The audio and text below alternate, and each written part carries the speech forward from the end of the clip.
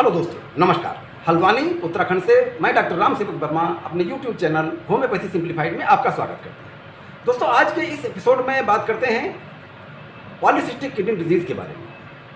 दोस्तों, यह हमारे गुर्दों यानी हमारी किडनी की एक बीमारी है, इसलिए इस पर बात करने से पहले किडनी के बारे में थोड़ा जान लेना जरूरी है। दोस्तों, हमारी पीठ में यानी हमारे पेट के ठीक पीछे हमारी मुट्ठी के आकार के दो किडनी यानी दो गुर्दे स्थापित होते हैं। इन गुर्दों का काम हमारे खून को साफ करना होता है।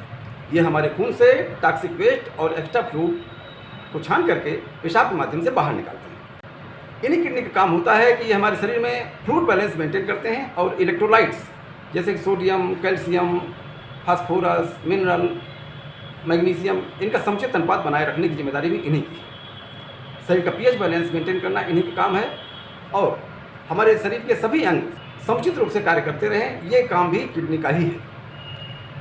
तो दोस्तों, इस बीमारी में यानी पॉलीसिस्टिक किडनी डिजीज़ में हमारी किडनी के अंदर और बाहर पानी जैसे पदार्थ भरे हुए तमाम सिस्ट निकलने लगते हैं। ये सिस्ट दो तरह के होते हैं। एक तो होते हैं कॉमन सिस्ट। कॉमन सिस्ट में तो ये होता है कि एक दो सिस्ट बनते हैं और ये डाइल्यूट होते रहते हैं, फिर बनते हैं, फिर डाइल्यूट होते रहते हैं और ये करीब 40-50 साल की उम्र में 50% लोगों को होता है।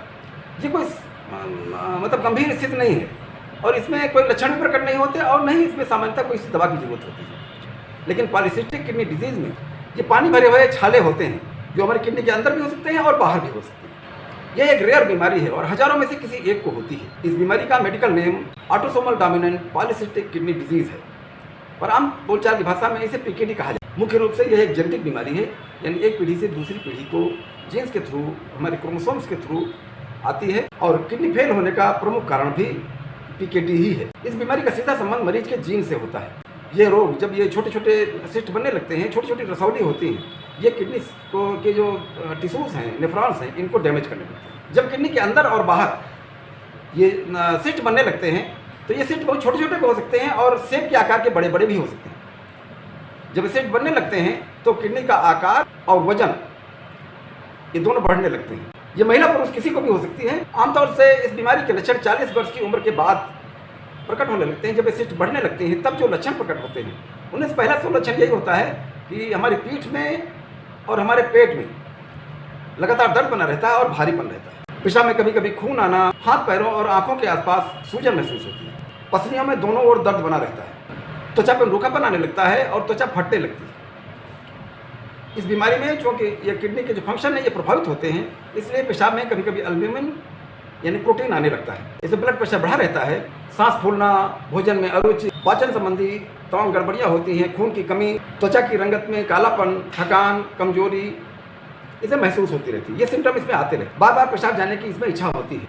पेशाब मात्रा में कम होता है और पेशाब में कभी कभी खून भी आता है। खून में हीमोग्लोबिन की मात्रा घट जाती है। पॉलीसिस्टिक किडनी डिजीज़ में किडनी की खराबी से तमाम अन्य परेशानियाँ पैदा होती हैं। वजन घटना, नींद में कमी और खुजली जैसे लक्षण भी प्रकट होते हैं। दोस्तों, इस बीमारी को कन्फर्म करने के लिए पूरे पेट का अल्ट्रासाउंड कराया जाता है। वैसे इसका पता एमआरआई से भी चल सकता है, सीटी स्कैन से भी चल सकता है या जीएफआर टेस्ट से भी चल सकता है। जीएफआर टेस्ट का मतलब है ग्लोमेरुलर फिल्ट्रेशन रेट, यानी इसमें ये पता चलता है कि हमारी किडनी किस रफ्तार से खून को साफ कर रही है। इसमें दोस्तों कॉम्प्लिकेशन क्या होते हैं, यानी काफ़ी दिन तक अगर पता न चले या इसका इलाज न हो पाए ठीक से तो इसमें क्या क्या लक्षण प्रकट होते हैं। तो इसमें पहला लक्षण तो यही प्रकट होता है कि हमारे जो ब्रेन को आर्टरी सप्लाई होती है उनकी परत कमज़ोर होने लगती है और वहाँ पर ब्लड सप्लाई बाधित होती है। जब बीमारी पुरानी हो जाती है तो लीवर के अंदर और बाहर, पैंक्रियाज के अंदर और बाहर, अंडकोश के अंदर और बाहर और कोलान में यानी बड़ी आंत में भी इसी तरह के सिस्ट बनने लगते हैं।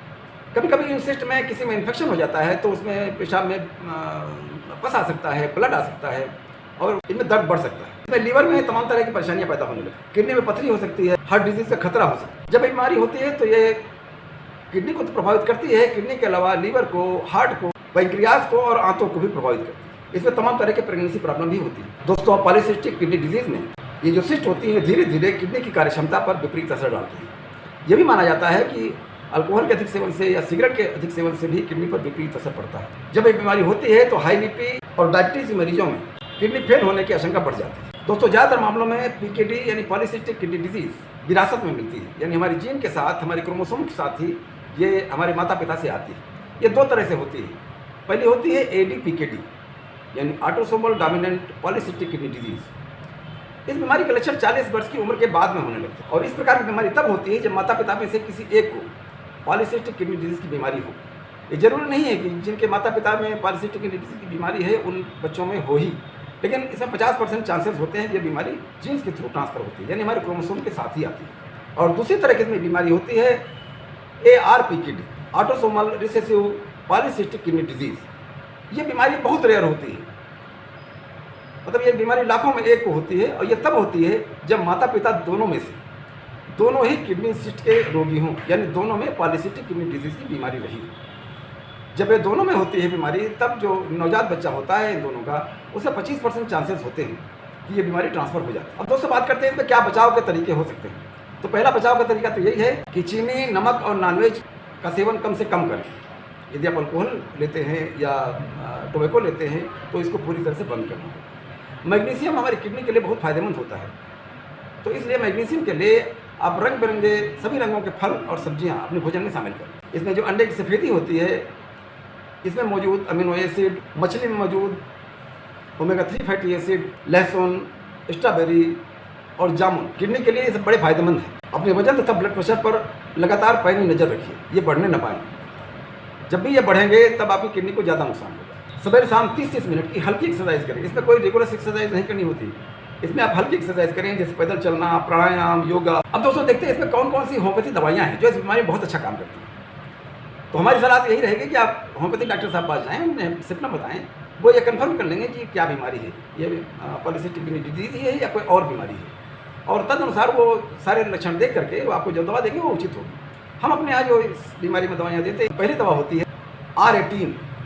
ये रेपिड जर्मनी की एक ड्रॉप है, आधे कप पानी में इस दवा की 10-10 फूट डाल के दिन में 3 बार पीना है। इसमें दूसरी दवाई होती है R64।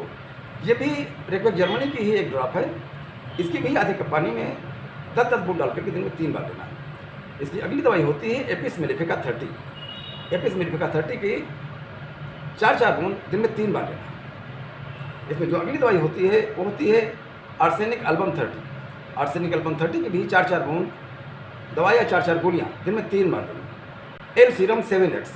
तो एल सीरम 7X की 1/4 कप पानी में 10-10 बूंद डाल करके दिन में 3 बार पीना है। आप लगातार इन दवाइयों का सेवन करते रहें और जो बचाव के तरीके बताए गए हैं इनको अपनाएं तो बहुत जल्दी आपको आराम होने लगेगा।